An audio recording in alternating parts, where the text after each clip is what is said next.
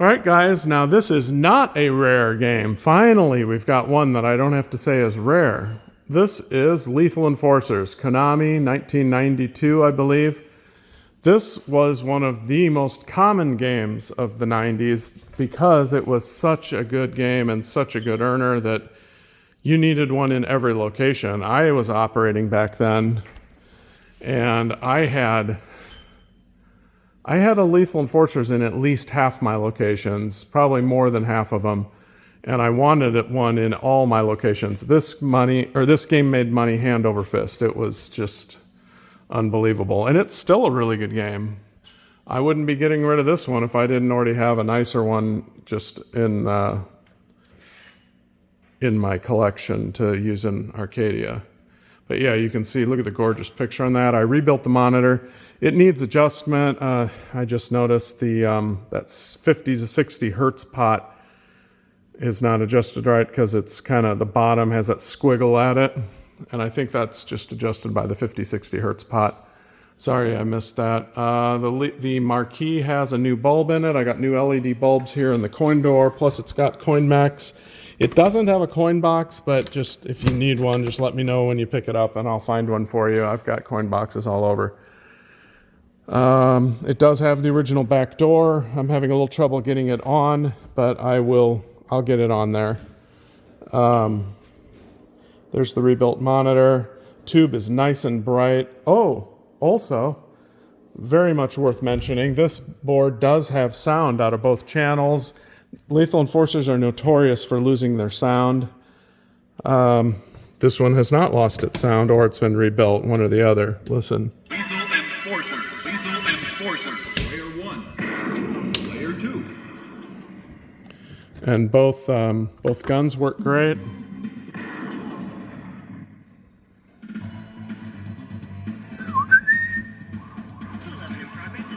This is still a fun game to play. This is a game that whenever I would collect, I would always play it for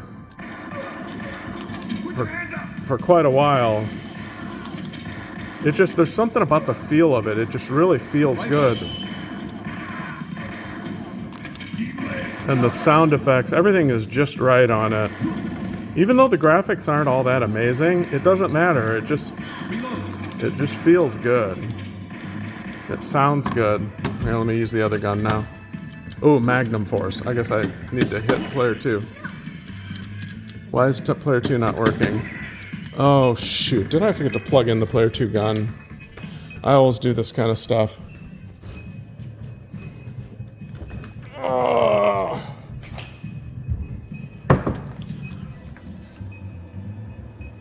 Yep. I was messing with the guns and I forgot to plug in the player 2 gun. See, I was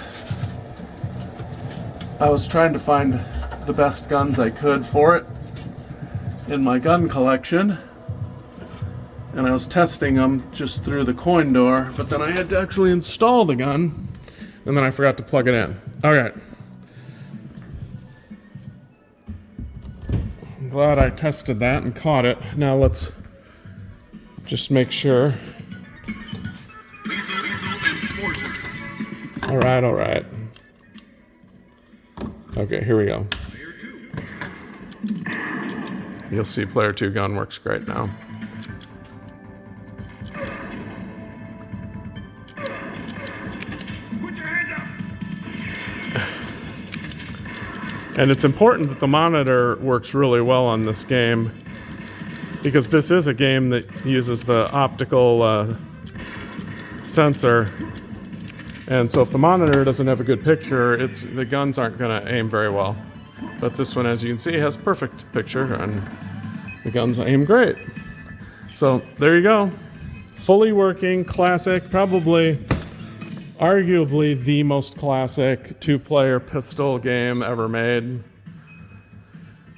Yeah, I mean, you might get some people that would say Area 51, but I think this was probably more popular and sold more units than Area 51. We can research that. By the way, the cabinet has not been water damaged. It's in pretty good shape. It does have a little busted corner down here on that side and a little bit on the other side. So it's been beat up a little bit on the very front bottom. Also, looks like we got a busted corner back here.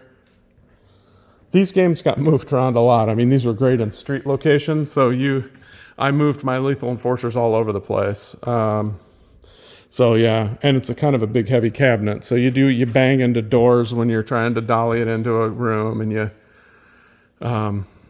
things like that happen when you move them a lot. But there you go. Thanks for watching.